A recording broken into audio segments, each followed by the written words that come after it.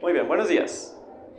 Entonces, para entender lo que significa una crisis, tenemos que regresar, como muchas veces, a los antiguos griegos, porque al parecer esos señores sabían muchas cosas. Una de las cosas que ellos sabían es que una crisis significa que algo cambia, que algo se rompe. Y como se rompe, tenemos que analizarlo. Imaginemos una crisis como un plato o como un vaso que se nos acaba de caer al piso. Bueno, a lo mejor era nuestro plato, nuestro vaso favorito, entonces, ¿qué tenemos que hacer para recomponerlo? Analizar todas las piezas y juntarlas. Crisis significa que algo se rompió. Y como algo se rompió, yo tengo que analizarlo para volver a regresarlo a su forma original. No tengo de otra.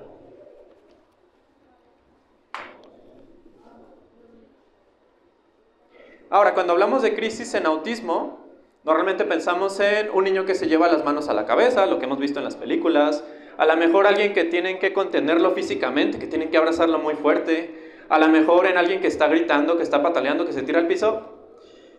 Y ese es solo un tipo de crisis. Y ni siquiera ese tipo de crisis se presenta siempre de la misma manera. Cuando hablamos de crisis en autismo tenemos 3 tipos diferentes. En inglés les pusieron estos nombres. Meltdown, que generalmente lo conoceríamos en español como una crisis, una rabieta, un berrinche, aunque vamos a ver que no es lo mismo. Shutdown, que no hay el equivalente en español porque todavía no sabemos ni que existe aquí. Y el burnout.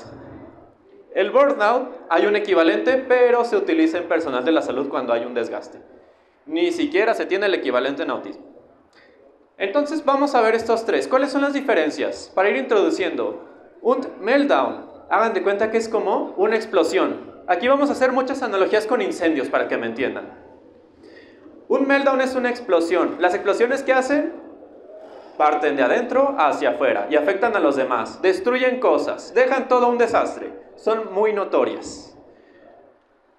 Un shutdown es al revés, es una implosión. Cuando demuelen un edificio, no hacen que explote, porque el resto de edificios quedaría destrozado. Un edificio que demuelen implota. ¿Qué quiere decir? Explota hacia adentro, hacia sí mismo. No es algo que se note, es más difícil de notar este tipo de crisis. Y por último, la más difícil y complicada de todas, que es el burnout. Burnout viene del inglés que significa quemado. Es algo que ya se nos quemó. Algo que está chamuscado, que ya está muy dañado. Imaginemos un edificio cuya estructura por dentro ya está carbonizada. A lo mejor por fuera no se ve tan mal, solo se ve un poquito desgastado, pero por dentro ya está carbonizada. En este tipo de crisis, en el meltdown, lo que tenemos también es una sobrecarga. En todas tenemos una sobrecarga. ¿Sobrecarga de qué? De demandas del exterior. Sobrecarga a lo mejor de estímulos que vienen del exterior, de estímulos que vienen del interior. Recordemos que somos seres humanos, no solo tenemos un mundo externo, también hay un mundo privado, un mundo interno.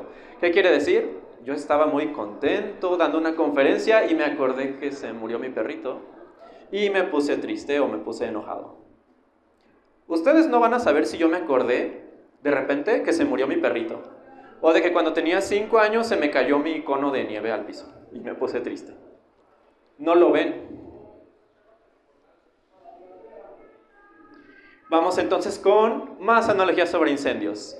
El meltdown, para que sea fácil de entender, o la crisis que generalmente conocemos en autismo, esa que les digo que es como una explosión, vamos a imaginarlo como un incendio forestal. ¿Por qué lo vamos a imaginar como un incendio forestal?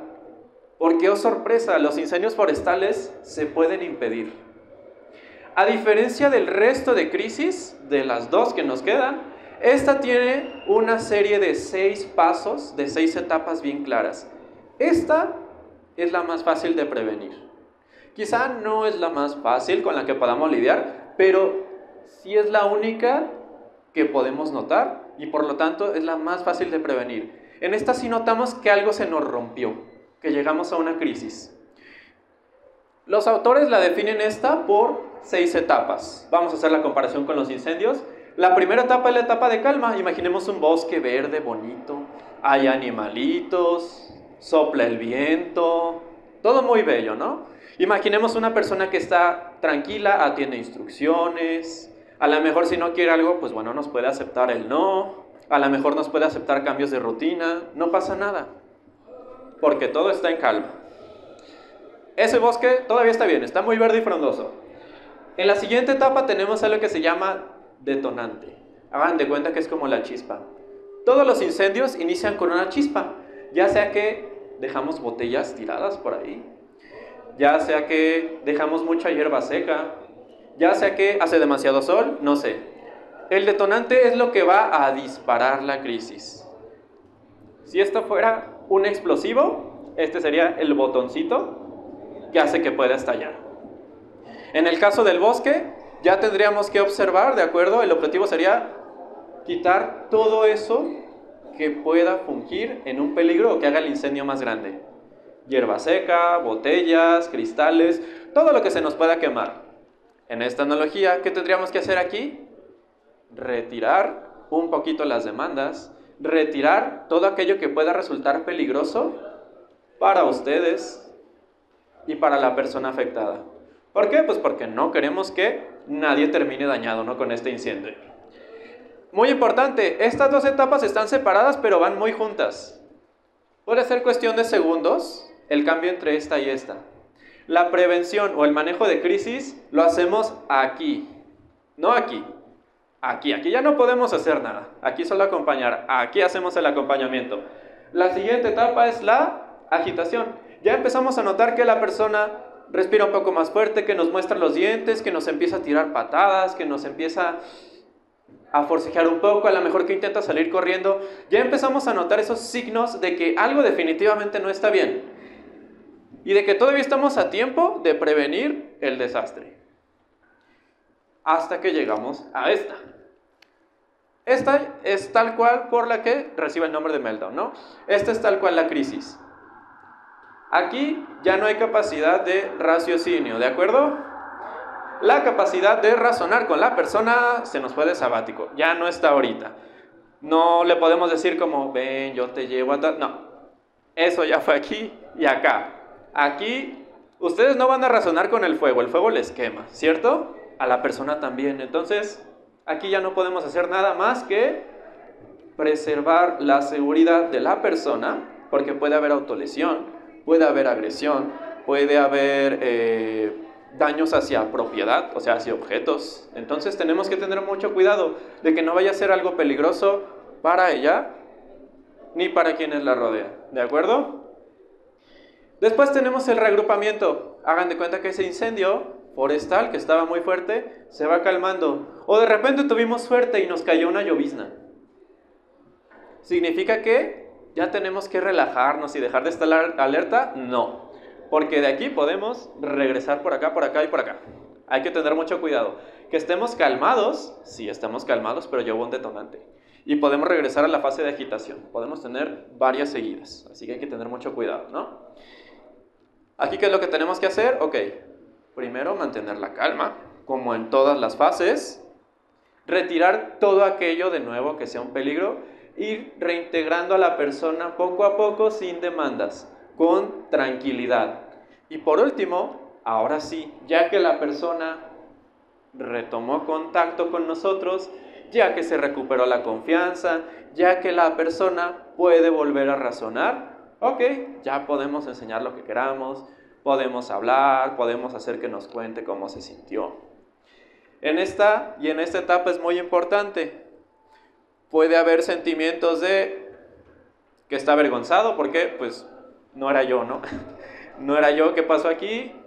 La verdad no quería hacer eso, sí me pasé, ¿no? Entonces, puede haber sentimientos de culpa, puede haber sentimientos de tristeza, podemos notarlo un poco más cansado o decaído. Así que, ¿qué hacemos aquí? Pues acompañar, proponer soluciones, qué fue lo que te lo ocasionó.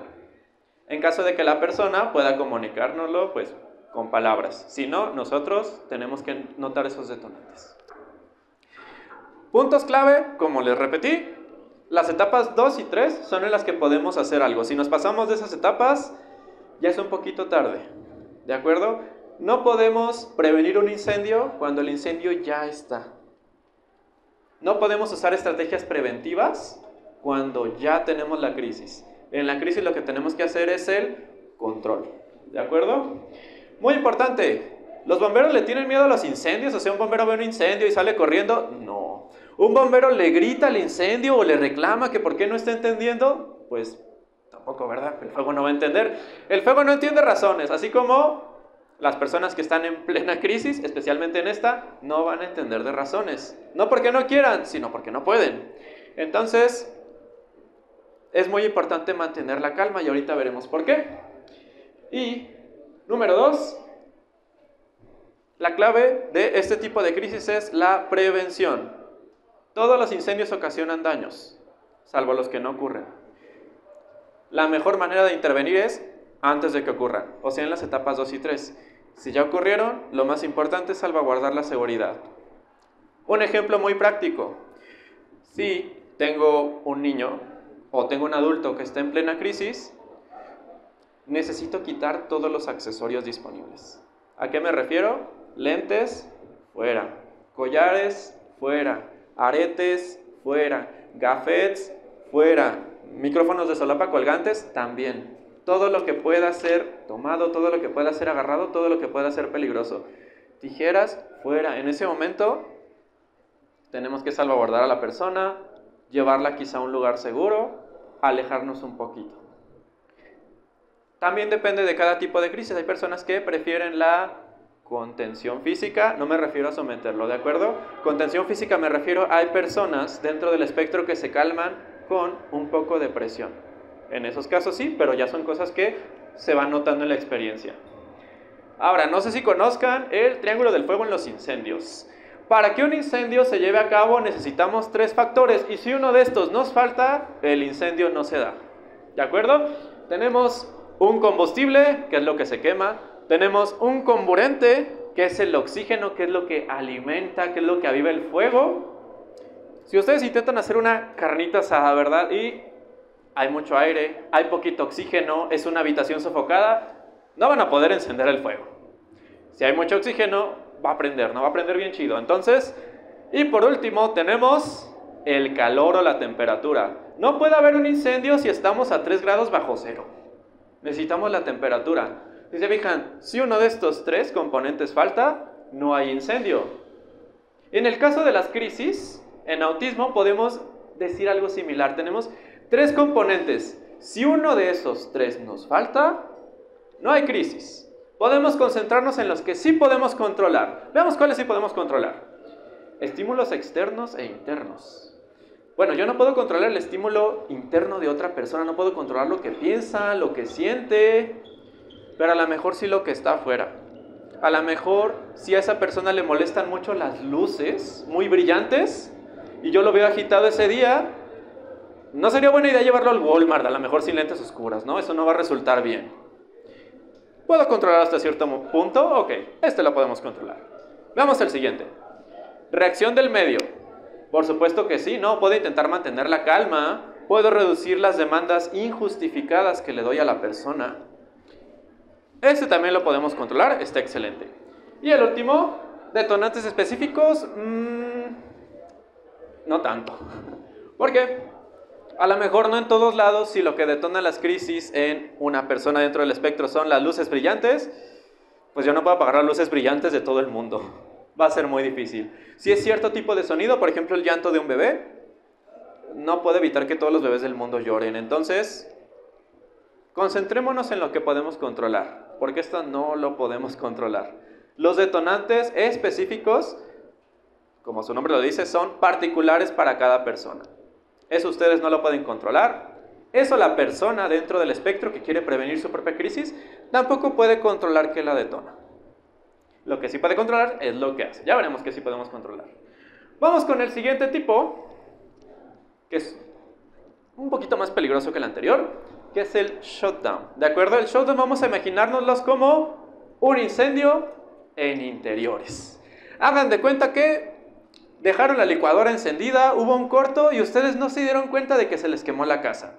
La primera etapa tenemos la acumulación. ¿Acumulación de qué? Acumulación de demandas, acumulación de sobrecarga sensorial. ¿Qué queremos decir con sobrecarga sensorial?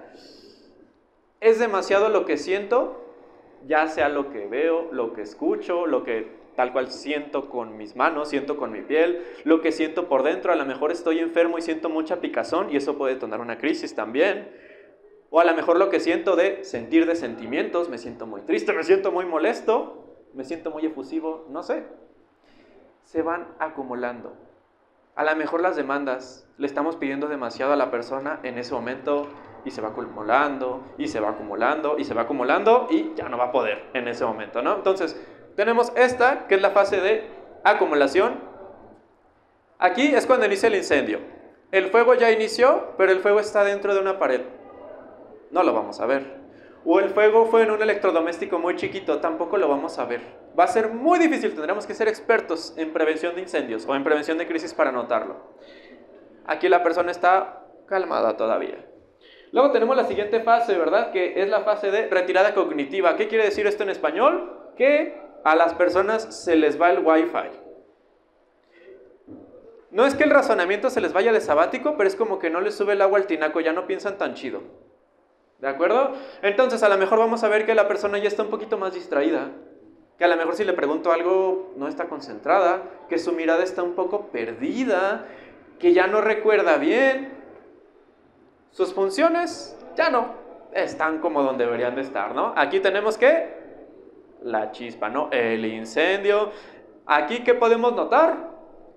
Como que huele a gas, ¿no? O huele a humo dentro de la casa. Algo debe de estar mal, ¿no? Tengo que hacer algo antes de llegar a la siguiente fase, que es el retraimiento sensorial. ¿Qué quiere decir esto? La persona se intenta aislar. Si dijimos que la exigencia o la demanda del medio era demasiada en ese momento, entonces, pues, ¿qué es lo que tendría que hacer, no? ¿Qué es lo que haría mi cuerpo como mecanismo de defensa? Ok, no oigo, no escucho, no veo, cierro los ojos, mis músculos están rígidos para que ni siquiera me mueva. Posición de total defensa, podríamos decir, ¿no? Aquí ya tenemos el incendio tal cual, el incendio en interiores, aguas que nos estamos sofocando, ¿de acuerdo? Y colapso interno. ¿Qué significa eso? ¿Saben qué pasa cuando su celular o cuando una computadora se sobrecalienta? ¿Qué es lo primero que pasa? Primero se alenta. ¿Y qué es lo que pasa después? Bueno, que si ustedes no tienen el cuidado de apagar ese electrodoméstico, ese aparato se apaga solito. ¿Por qué? Porque prefiero apagarme que derretirme. Es algo similar. Prefiero apagarme, shut down, me apago, que sufrir más daño del que podría sufrir. Entonces, pierdo contacto con el exterior. Ahora sí que ya me perdieron en ese momento, no pasa nada. Aquí el incendio ya está. Hagan de cuenta que es como un incendio sofocante, un incendio que confunde. Y por último tenemos la etapa de recuperación lenta. Haciendo la analogía con el bosque o haciendo la analogía con la casa ya se me chamuscó. Tengo que remodelarla, tengo que esperar a que esa casa yo le haga las remodelaciones necesarias, porque a lo mejor la fachada luce bien, pero por dentro se me está cayendo.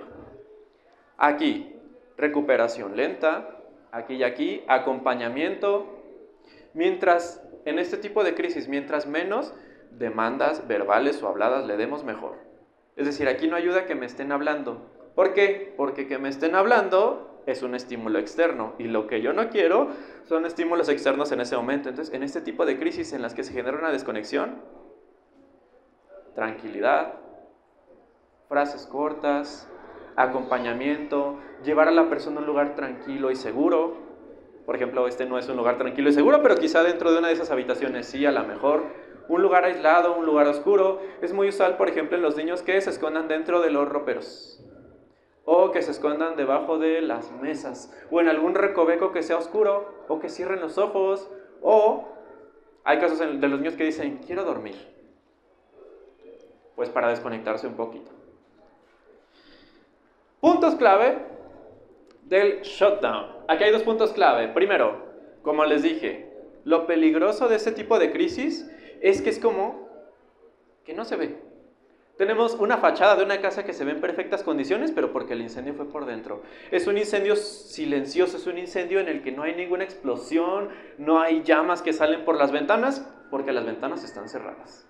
Pero ¿qué pasa con quienes están adentro de esa casa? Pues se están ahogando con el humo. A lo mejor no pueden pedir ayuda o les cuesta mucho en ese momento. Así que es algo muy importante. Los incendios, o en este caso las crisis, no solo se ven con los ojos. No solo es como, pues no veo que esté agitado, no le pasa nada. Hay que estar atentos a todo. Hay que escuchar, hay que notar cualquier cambio en el comportamiento, hay que ver cómo se siente, incluso como qué vibra da la persona en ese momento, ¿no? De que a lo mejor está desconectado, quizás solo está distraído, no, quizás estamos llegando a una crisis. Hay que estar atentos con nuestros 5 sentidos, ¿de acuerdo?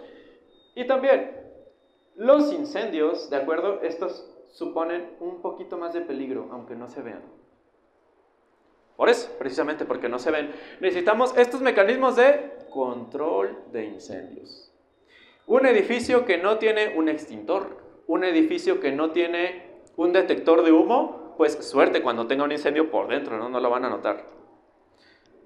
Son las personas dentro del espectro también las responsables de notar esos cambios, que es un poquito difícil, ya cuando son más adultos, más mayores, lo pueden notar más. Pero mientras tanto, hay que ayudarlos a notar esas cosas. A lo mejor me está haciendo así con los dientes y él nunca lo hace. A lo mejor está haciendo así con los ojos. Hay personas que también hacen sonidos como guturales, como empiezan a hacer sonidos, empiezan a crujir los dientes. Entonces, hay que estar muy atento a estas señales. Ahora, aquí mencionamos algo muy importante. Si no tenemos cuidado y estos tipo de crisis, el shutdown se nos presenta varias veces, podemos llegar al último tipo de crisis, que es la más peligrosa sin duda, que es el burnout.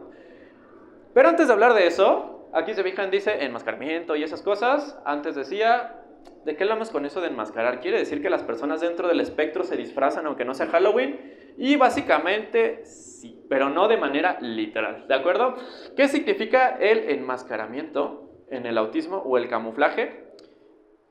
Significa que las personas dentro del espectro adquieren cierto tipo de estrategias, ya sea voluntariamente, es decir, están conscientes de que lo hacen, o involuntariamente, no notan ni siquiera que lo hicieron, lo hacen casi que en automático, para encajar, para no lucir raros. Y quizá ustedes puedan pensar, bueno, todos hacemos eso, ¿no? Yo cuando voy a una fiesta, a lo mejor me río de un chiste que no tiene sentido, a lo mejor me río del chiste de mi jefe que estuvo bien feo.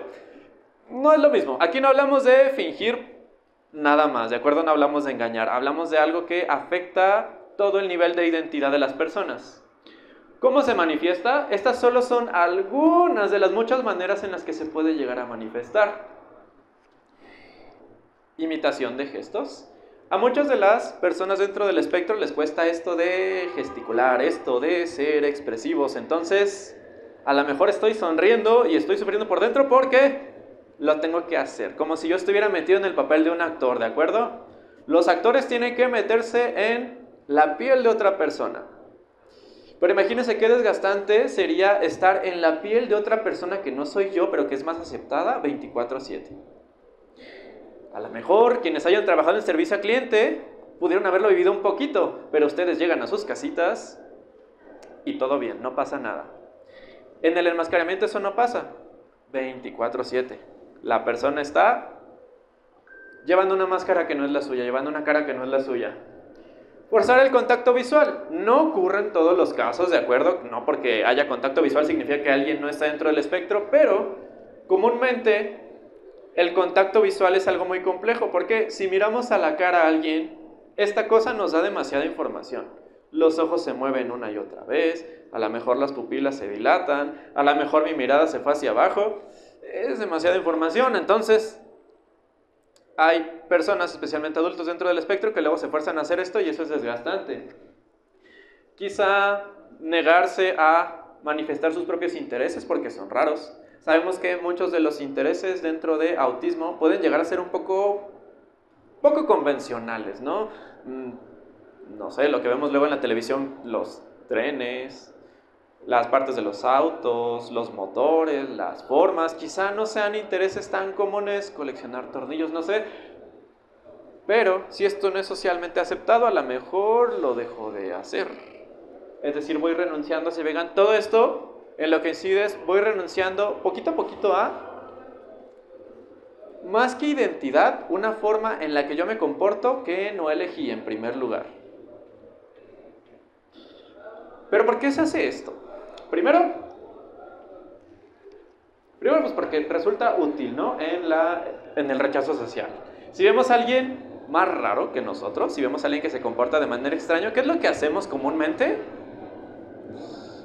Que se haga para allá, ¿no? Que se haga para allá, que no se acerque, es un poco raro. Eso es común, ¿de acuerdo? También incluso tiene un trasfondo evolutivo, si se fijan las especies que son un poquito más extrañas o que tienen alguna mutación, tendemos a aislarlas un poco del grupo. Pero que sea normal no quiere decir que esté bien, porque los seres humanos somos diferentes en ese sentido. Miedo al bullying, ¿de acuerdo? Es muy usual que exista acoso escolar. Las personas dentro del espectro son mucho más vulnerables a este tipo de situaciones. Sobre todo, castigo por lucir raro, que se une a ok, cuando la persona luce más normal, como si no se le notara, voy a decirle, mira qué bien que llegaste, hiciste esto, bla, bla, bla, bla. Ok, pero quizá es algo que cueste mucho trabajo, hay que tener cuidado con esas demandas. Esto es más usual en niñas, ¿de acuerdo? En niñas que están dentro del espectro, es más usual en adultos no diagnosticados o en personas dentro del espectro que no tienen discapacidad intelectual. ¿Qué tiene que ver esto de la discapacidad intelectual? Sencillo, si yo tengo mayor capacidad intelectual, tengo mayores herramientas para notar que soy diferente a los demás. Para notar que los demás reaccionan al hecho de que yo sea diferente a los demás. Y para intentar adecuarme de unas maneras que quizá no debería. Por ejemplo, como decíamos, ensayar guiones. Ok, antes de tener una conversación la voy a ensayar. Voy a ensayar frente al espejo mis gestos para que luzcan más naturales. Voy a ensayar una conversación antes de que llegue, voy a planificar todo.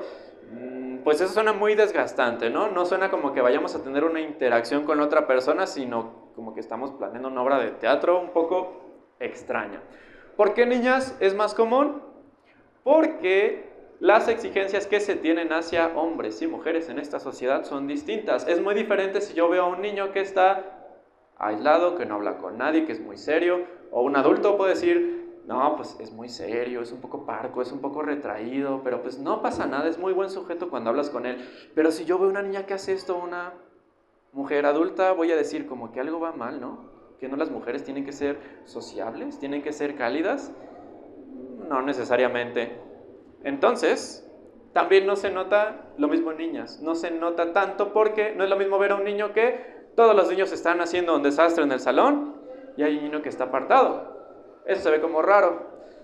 Ahora, si nos vamos a la parte de las niñas, sería, ok, tengo una niña en el salón que es calladita, pero que tiene buenas calificaciones, que a lo mejor me habla mucho de unicornios, pero pues no pasa nada, o sea, casi no tiene amigas, pero oye, es tranquila, le va bien, no pasa nada.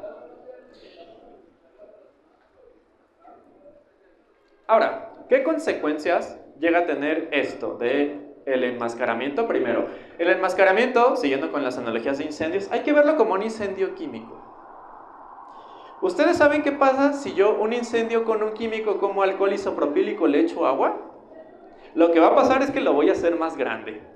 Quizá yo le quiero echar agua, le quiero echar tierra y solo voy a hacer el incendio más grande. ¿Qué quiere decir esto? Especialmente para esto, para el enmascaramiento y para lo que vamos a ver a continuación, que es el burnout. Si yo utilizo las estrategias que convencionalmente utilizaría con personas como psicólogo que no están dentro del espectro del autismo, van a ser contraproducentes. Puede que genere más mal que bien. Puede que esté intentando apagar un incendio a cubatazos y ese sea un incendio químico y deje peor las cosas. Tengo que tener muy en cuenta esto, ¿de acuerdo? Entonces, ¿qué consecuencias podemos tener? Ansiedad. ¿Por qué ansiedad? Porque tengo que estar muy atento. Ok, no debía hacer eso. Voy a repasar esta conversación que no me salió bien para que la siguiente me salga bien. Ok, voy a una entrevista de trabajo, pero a lo mejor el trabajador notó que no lo miraba a la cara, entonces a lo mejor no me quiere contratar. Perfeccionismo, ese tipo de cuestiones. Se puede dar la ansiedad o depresión de intento tener relaciones con amigos, intento relacionarme socialmente, pero es muy complicado, como que ya no merece la pena.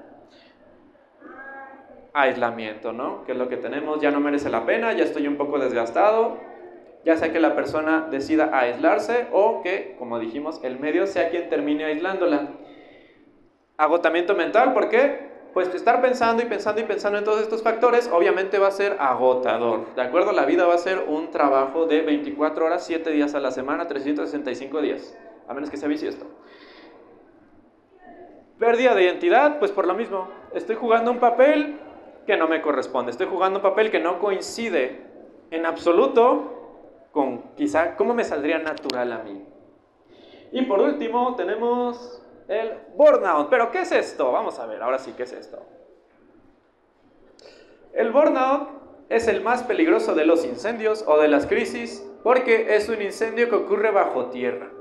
Es un incendio que no se ve, es un incendio que no se nota, es un incendio que para cuando ya está, ya es muy tarde, ya se nos chamuscó el terreno, entonces tenemos que tener mucho cuidado. ¿Qué etapas tiene? Este también lo podemos resumir en 5 etapas muy importantes. La primera de ellas es exigencias prolongadas o desproporcionadas. Estoy atendiendo a exigencias con las que no puedo lidiar. Estoy dándolo todo, estoy haciendo más de lo que puedo. En niños, por ejemplo, ¿cómo se puede manifestar? Ok, soy un niño que va a sus 84 terapias, que quizá lo estamos haciendo con todo el amor del mundo, pero también es necesario el descanso. 84 terapias quizá para algunos niños sea demasiado demandante, ¿no? O quizá estoy todo el día intentando reforzar esas cosas de la escuela para que mi niño no se atrase, para que esta persona esté al nivel de los demás. En personas adultas, ok, quizá es que ya estoy muy cansado como de andar saliendo, como de andar conviviendo con personas del trabajo, o sea, sí me caen bien y todo, pero a mí me desgasta, entonces ya no doy el ancho, ¿no? Y el siguiente, aquí tenemos que empieza el calorcito bajo tierra, ¿no? Este tipo de incendios que se dan bajo tierra, hagan de cuenta que se dan porque hay combustible en la parte de arriba y hay gases que vienen de abajo, ¿no? Entonces aquí ya tendremos los gases. Entonces, ¿cuál es la siguiente etapa? Tenemos el agotamiento gradual. Las demandas se van acumulando y yo me voy cansando, muy poco a poco. Tan poco a poco que quizá no lo voy a notar hasta que llegue aquí. Aquí el humo, aquí los gases, el hollín invisible ya empieza a salir, ¿no? Colapso. Ya me desgasté demasiado. Aquí lo que suele haber mucho es pérdida de habilidades que ya había. ¿Cómo podemos notar que hablamos de un burnout y no de un shutdown? En un shutdown, si se acuerdan, habíamos dicho que a lo mejor se pierde un poquito la capacidad para hablar, se pierde un poquito el contacto con el medio. Ok, pero a lo mejor ese shutdown nos dura un día o nos dura un ratito. Esto nos va a durar más rato, mucho más rato. Entonces, a lo mejor la persona, pongámoslo primero con un niño, es un niño que ya sabía contar, que ya leía, que ya escribía, que se comunicaba con nosotros, que tenía unas 50 palabras que con mucho esfuerzo le ayudamos a aprender, y pues tenía, porque exigimos demasiado, quizá nos pasamos un poquito, y hay algunas de esas habilidades que se perdieron. En adultos también se da, un adulto que a lo mejor pierde la capacidad para hablar en ese momento por el desgaste.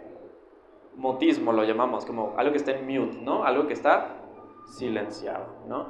La capacidad para hablar. En el caso de quienes están integrados al mercado laboral, la capacidad para desempeñar alguna de sus actividades complejas. Por ejemplo, si se trata de un contador, ok, yo perfectamente le sabía mover al Excel y a los números y ya me están saliendo mal los Excel, se me mueven los números, ya no puedo. Pero recuerden, es por cansancio. Nos pasamos un poquito ahí. Aquí ya tenemos que hay llamas bajo tierra. El incendio ya está declarado, hay llamas, hay gas. Si no tenemos cuidado, esto va a estallar. Vamos con la siguiente etapa, que es la despersonalización. ¿A qué nos referimos con eso? Hagan de cuenta que es lo que dijimos en el showdown, de que se nos desconectan, de que se les va el wifi, pero a un nivel mucho peor.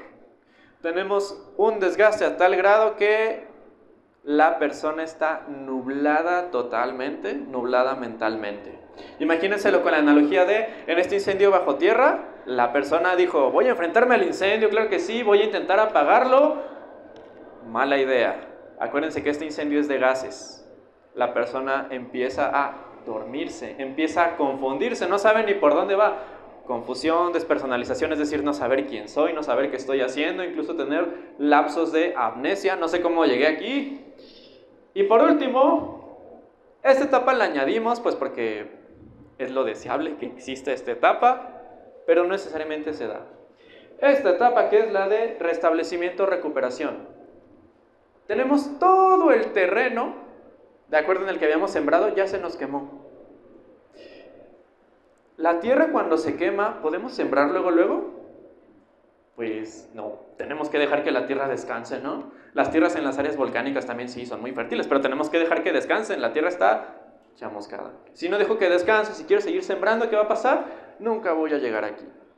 En esta se requieren cambios de rutina, cambios a nivel sensorial, cambios de reducción de la carga. Si no hay esos cambios, yo nunca voy a llegar a este restablecimiento.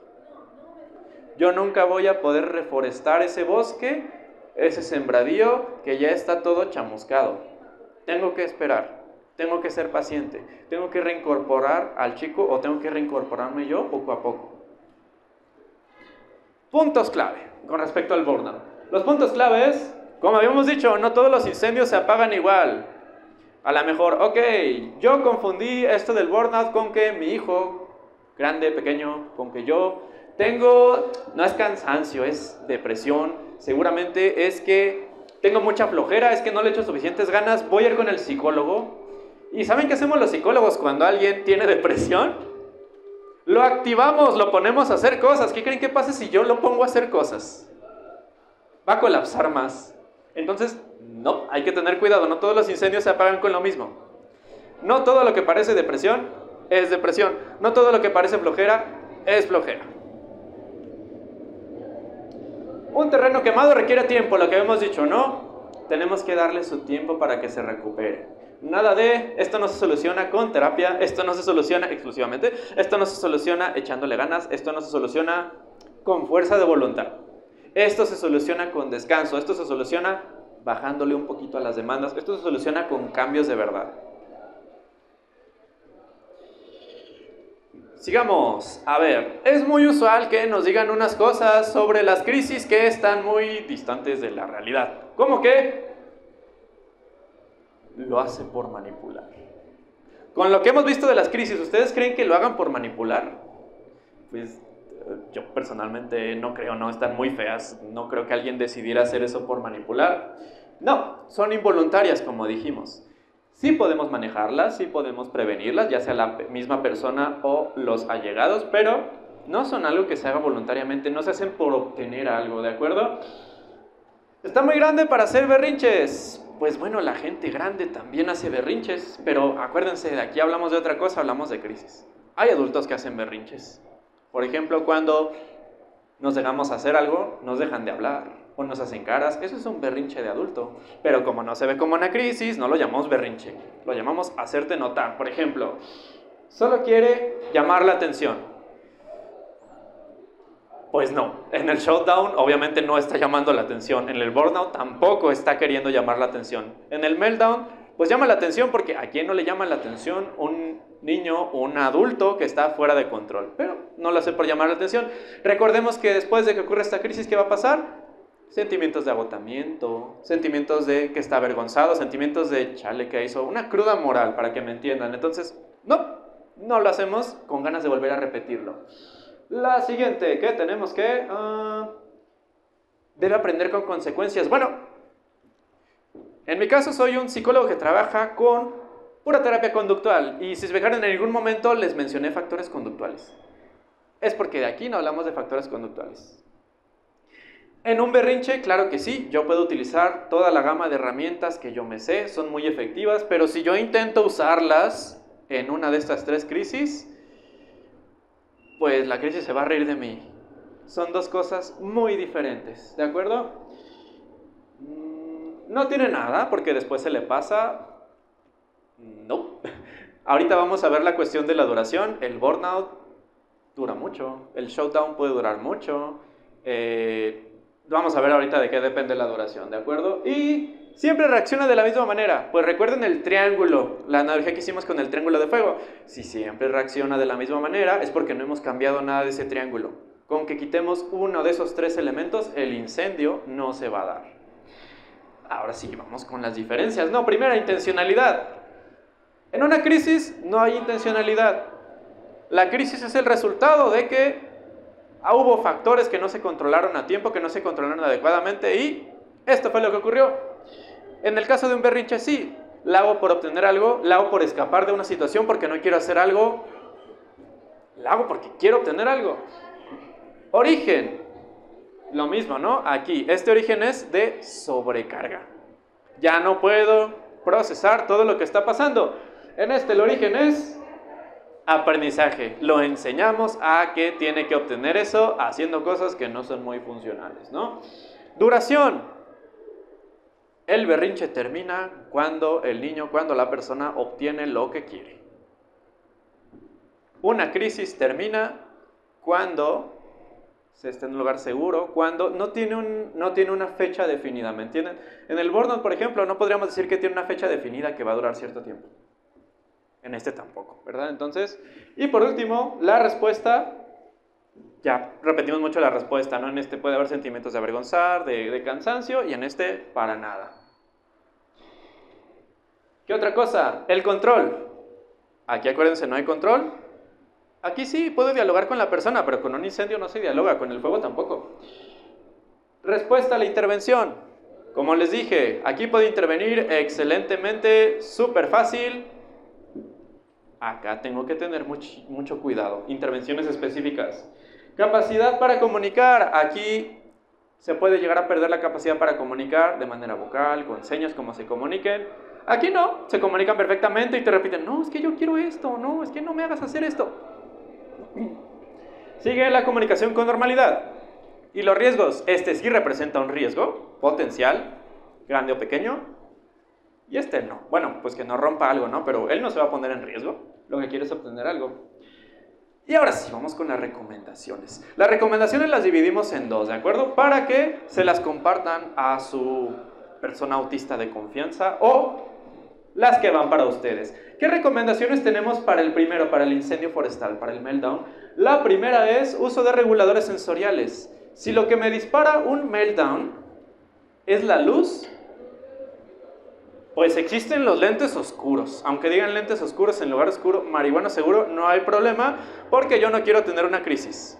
Los tapones para oídos. Por ejemplo, miren, hay unas presentaciones muy chiquitas, o los audífonos con cancelación de ruido también se dan. Cualquier adaptación sensorial, ¿de acuerdo? Vamos con la siguiente. Tener frases o tarjetas de ensayo preparadas. ¿A qué me refiero con esto? Si yo como persona estoy viendo que ya no puedo, que estoy colapsando, tengo unas tarjetitas a lo mejor, que una dice, sácame de aquí por favor, o necesito ayuda, o llévame a un lugar tranquilo. Es mucho más fácil que yo saque una tarjetita y la pase, o que yo utilice mi celular y escriba si en ese momento me cuesta hablar, a que yo verbalice, ¿no? Entonces vamos con la siguiente, utilizar métodos reguladores, por ejemplo, música. Hay una música que me relaja mucho, hay una canción, a lo mejor hay todo un álbum, a lo mejor simplemente ruido blanco, cantos de ballenas, no sé. Es muy variado lo que puede ser, ¿no? ¿Qué otra cosa? Ubicar zonas seguras. Esta zona de aquí no es segura, va pasando mucha gente. ¿Qué zona sí sería segura? Los clásicos son los cuartos de baño. Son lugares aislados, no llega mucho el sonido, se puede mojar la cara. Ese es un lugar seguro usual. A lo mejor pienso, bueno, que se veía su habitación. Sí, pero a lo mejor en su habitación hay objetos que puede romper, que se le pueden caer encima. Pensemos en lugares en los que la persona puede estar seguro, que no corra ningún peligro. Aplicar técnicas de represión profunda, por ejemplo, es cualquier técnica que nos ayude a relajarnos. Tensión, distensión, presión, a lo mejor aplicar algo frío, un paño frío, no sé, las posibilidades son muchas. Otra cosa, crear pausas. Si se acuerdan, no solo esta, sino todas las crisis, uno de los factores era que no había pausas, que no había descansos. Si yo como persona dentro del espectro no me creo unos descansitos y espero no tener 80 crisis al día, pues mal me va a ir. Tengo que tomarme descansos. Todos tengamos o no tengamos autismo, tenemos que tomarnos un descanso, un pequeñito break para no andar colapsando, ¿no? Y por último, en este caso, reiniciar sistema nervioso Ah, ok, esta sí, la puse muy larga, pero ¿a qué nos referimos con esto? Si mi sistema nervioso está sobreactivado, ¿qué voy a hacer? Bueno, lo voy a reiniciar con temperatura, por ejemplo. Cuando estamos medio dormidos, ¿qué nos dicen? Ve y lávate la cara con agua fría. ¿Y cómo se siente? Ay, se siente bien feo, ¿no? Pero como que te reactivas. Intentémoslo hacerlo, por ejemplo, cuando estamos muy molestos. Va a suceder lo mismo. Por ejemplo, tomarme una pastilla fuerte de menta. También puede ayudar a reiniciar el sistema nervioso, meter la cabeza en el congelador. Bueno, hay incluso quienes cargan su botella de chile Valentina y se la toman así a sorbitos. No lo recomiendo, pero bueno, cada quien usa lo que buenamente puede. La idea es sacar de onda al sistema nervioso, no decir, espera, ¿qué está pasando? Me voy a concentrar en esto. Ahora, para ustedes, en el caso de que sean cuidadores o acompañantes, como quieran llamarle, utilizar historias sociales para anticipar. ¿Qué es una historia social? Quiere decir, le voy a contar cómo va a estar todo el chisme. Ah, mira, vamos a ir a una conferencia sobre X cosa, va a ser a tal hora, aquí hay unas fotitos del lugar. En caso de que te sientas muy abrumado, puedes ir a tal sitio. La salida está por aquí. Acuérdate que va a haber mucha gente, entonces ten cuidado de no quedarte en los pasillos. Estoy dándole contexto de qué es lo que puede esperar, sin exagerar tampoco, ¿de acuerdo? Vas a ir a una fiesta de cumpleaños. Va a haber 20 niños que no conoces, pero va a estar tu amiguito. Oye, y si no va tu amiguito, ¿qué vamos a hacer? ¿Vas a hablar con alguien más? ¿Vas a venir conmigo? Ah, van a quebrar la piñata, entonces van a gritar mucho. A lo mejor eso te molesta, si es que te molestan los gritos. Vienes conmigo y te doy tus tapones o tus canceladores de ruido. A la hora de que vayan a partir el pastel, vamos a cantar, mira, vamos a ensayar. A la hora de que estén repartiendo el pastel, tienes que hacer una fila y esperar tu turno. Si él sabe qué esperar, él ella sabe qué esperar, no va a haber crisis, no pasa nada, ¿de acuerdo? Siguiente. Lenguaje sencillo. Ahorita no fui lo más sencillo posible, pero en este caso, lenguaje conductual sencillo. ¿A qué me refiero con? Si necesita ayuda, necesito ayuda. Me siento mal. Son frases cortas, son frases sencillas. Modelarle eso, que él nos pueda pedir ayuda con facilidad en caso de que lo requiera. Ofrecer estímulos físicos reguladores. Tal cual lo dijimos, en este caso en lugar de que lo haga la persona propia, le van a ayudar ustedes. Ven, vamos al baño a lavarte la carita. Toma una pastilla de menta que te gusta mucho, que está bien fuerte. A lo mejor estamos en una fiesta. Oye, ¿quieres una papa? Sé que te gusta mucho el chile. A lo mejor, no sé, se me ocurre. Otra, anticipación con apoyos visuales. De la parte de esto también es anticipación, pero no es lo mismo que yo les describa este lugar a que les muestre fotos. Si les muestro fotos, van a conocerlo mejor. Si a lo mejor los llevo al lugar antes de que vengan aquí, qué mejor, no van a saber qué espacio, cómo es la sensación, a dónde puedo acudir, dónde puedo huir de los focos, no sé. Vamos con la siguiente, y es reconocer señales previas. En este caso no la reconoce la persona, la reconocen ustedes. Antes de que venga una crisis, yo noto que hace los dientes así, yo noto que aprieta los puños, yo noto que frunce el ceño como si fuera Hulk. Esas son las señales, es ahí donde tenemos que intervenir, acuérdense, antes de que ocurra la crisis. Bajar el nivel de exigencia en ese momento. No quiere decir que ya nunca le vaya a pedir que haga algo.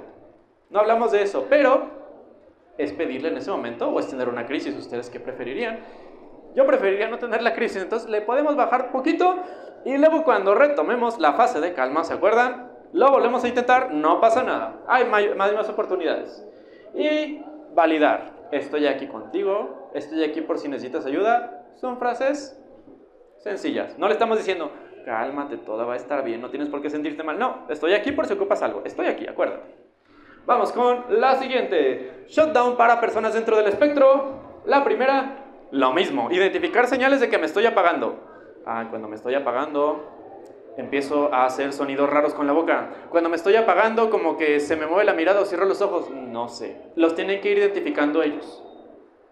Programar descansos reales. ¿Por qué puse la palabra real? Porque es muy usual que actualmente todos digamos, voy a descansar. ¿Qué vas a hacer? Pendientes del trabajo. Eso no es descansar. A lo mejor la persona dentro del espectro dice, voy a descansar. ¿Y qué vas a hacer? Una reunión. Oye, pero tú todas las reuniones acabas cansado. Sí, pero pues, dicen que es descanso. Descansos reales, lo que ayuda a la persona a desconectarse y a reposar. Crear un código de ayuda con su red de apoyo. ¿A qué me refiero? A lo mejor En este momento no puedo contestarte la llamada o el WhatsApp, entonces te voy a mandar un sticker que quiere decir, ya colapsé, no me hables por favor. O a lo mejor una imagen que diga ayuda, no sé, los sistemas pueden ser, o una seña, los sistemas pueden ser muy demasiado creativos. Usar recursos sensoriales propios, lo que ya hemos dicho, tapones para oídos, lentes oscuros, playeras holgadas, lo que ustedes quieran que los haga sentir cómodos. Tener un nido seguro. Va con la red de apoyo. Un nido seguro es, ok, sé que a lo mejor en esta reunión, voy a ir a una reunión, voy a llevar a alguien a un festival, qué sé yo, pero si voy solo voy a colapsar. A lo mejor llevo a alguien de mi confianza para que me ayude, ¿no? Voy a una entrevista de trabajo, a lo mejor la persona no me va a acompañar a la entrevista de trabajo, pero sí le pido que espere para sentirme un poco seguro si colapso ahí dentro, ¿no? Siguiente, evaluar contextos con alta exigencia. ¿A qué nos referimos a un contexto con alta exigencia? Ya lo dijimos, en el que se les pide más de lo que pueden dar. Si yo me estoy pasando, tengo que bajarle un poquito nada más. Ahora, en el caso de las que son de tipo shutdown, las recomendaciones para ustedes como cuidadores serían diseñar entornos sensorialmente seguros. Si ustedes están viendo que lo que dispara la crisis son los sonidos altos y en casa tenemos música de banda en el volumen 12, ese no es un entorno seguro y no esperemos que no haya crisis, ¿de acuerdo? Siguiente, espaciar objetivos. ¿A qué me refiero con esto? A lo mejor, yo quiero que ese niño, esa persona que todavía no tiene lenguaje vocal, diga 50 palabras de aquí a 2 semanas. Eso no va a ocurrir. O va a ser muy difícil, ¿no? Tenemos que espaciarlos, tenemos que tomarnos las cosas con calma.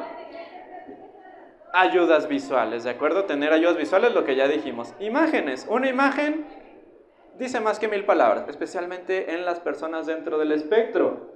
Alterar tareas que son más exigentes. Ok, vamos a hacer la tarea o vamos a hacer esta actividad.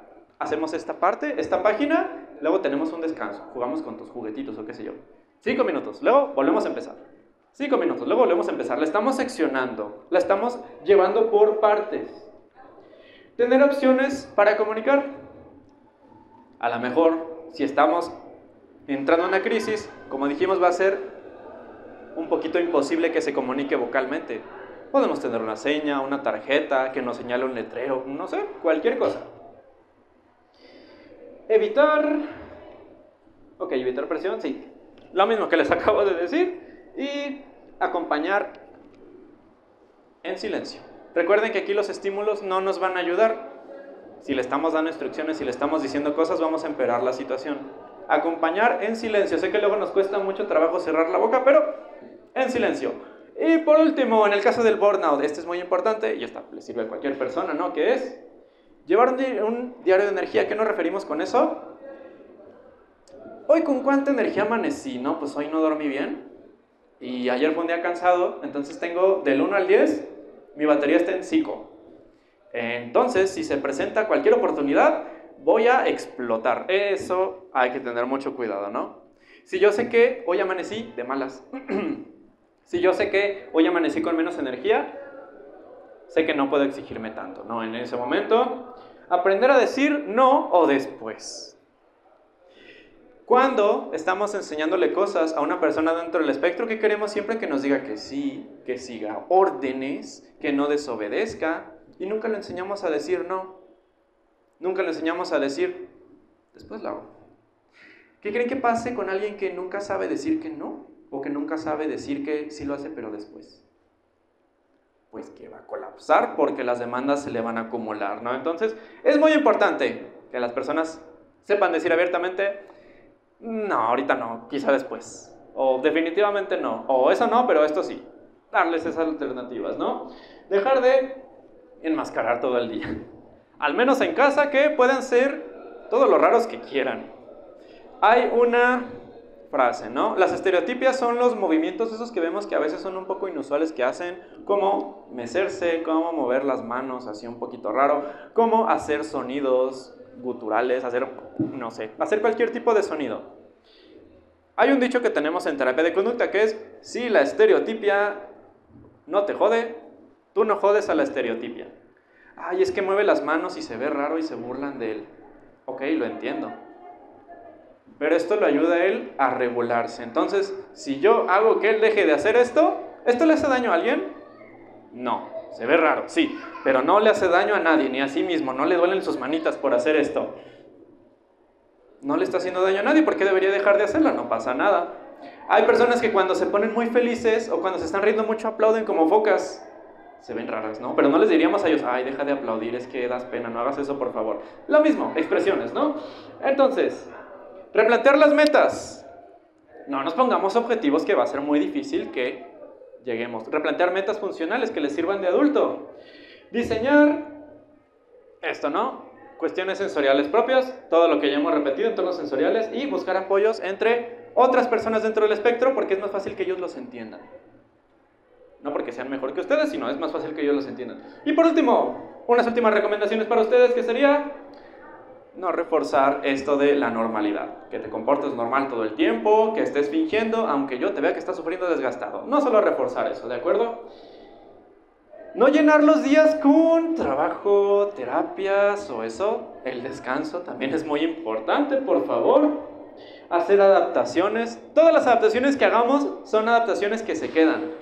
Es que mi terapeuta me dijo que le hiciera una agenda visual o una historia social cada que hiciéramos eso, o que le anticipara. Y pues sí lo hacía y resultó bien, pero oiga, ya volvió a estar mal el niño. Pues sí, porque lo dejaron de hacer. Cuando les damos una adaptación, esa adaptación se queda. Es como si un oftalmólogo les dijera a ustedes, tengan sus lentes prescritos, y ustedes digan, ya veo bien, déjame los quito. No, son adaptaciones, se quedan, no se quitan, a lo mejor se modifican, pero no se quitan, es un poco tonto quitarlos. Siguiente, validar señales de cansancio. Si nos dice, estoy cansado, estoy agotado, ya no puedo con mi vida, ay no, échale ganas, ¿no? Tú puedes. No, valídenlo. A lo mejor sí está muy cansado, según ustedes lo noten.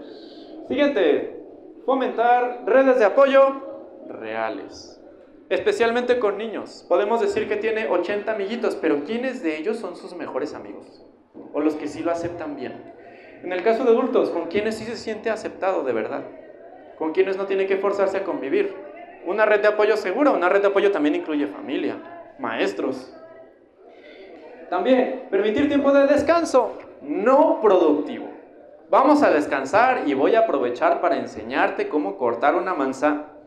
No, tiempo de descanso no productivo, ¿de acuerdo? También es importante que solo se dediquen a descansar en algún momento de sus vidas. Y enfocar metas desde ¿qué le va a ayudar a él? En lugar de ¿qué le va a ayudar a él? A sentirse más normal o a verse más normal. A lo mejor yo estoy intentando que mejore sus conversaciones, que ya no haga estos movimientos, y ese niño todavía no me deja el pañal, pues ¿en qué me tengo que enfocar?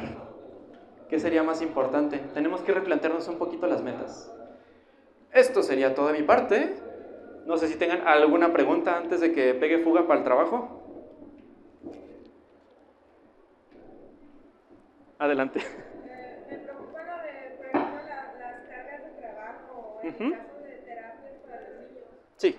¿Cómo determinar cuáles son las adecuadas para cada uno? Por ejemplo, mi niño tiene 4 años, no habla. Pues si yo lo llevo a un lugar y luego a otro y luego a otro, él lo sigue haciendo. Pero ¿cómo identificarlo? Ok. ¿Usted cómo identifica cuando ya está cansándose?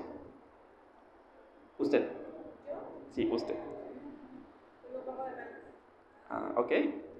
Acuérdense que, afortunadamente, dentro de las familias, porque yo también soy terapeuta, cuando los vemos a ustedes, vemos a sus niños.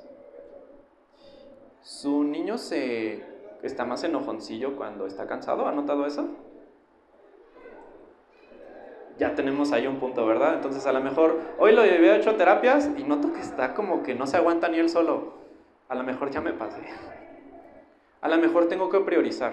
Sí es muy importante, por ejemplo, priorizar el lenguaje y el habla. Pero pensemos, ¿podemos priorizar el lenguaje?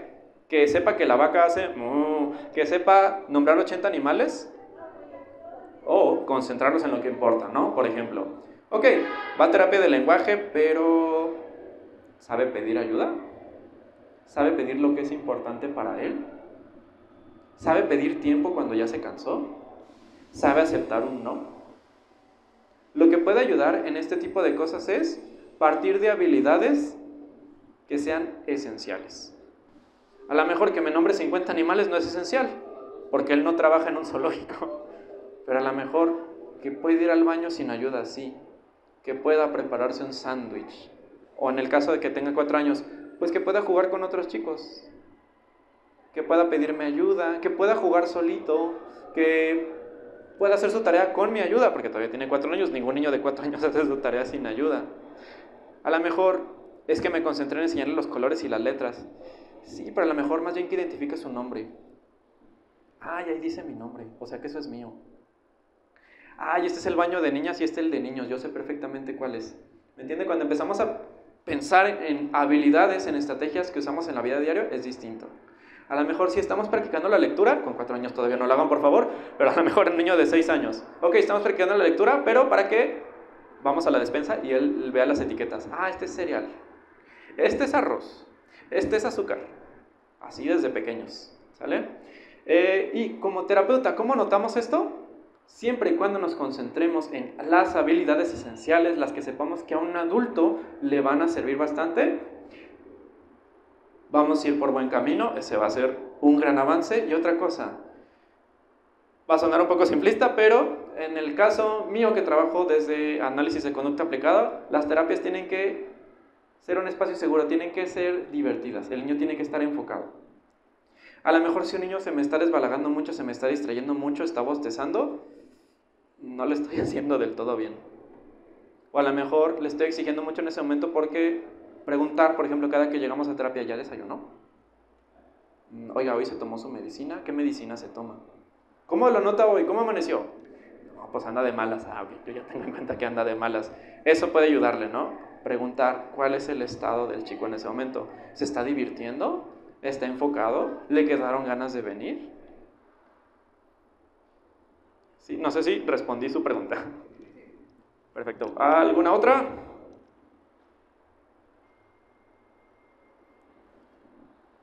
Muy bien, les agradezco que me hayan escuchado ahí un ratillo.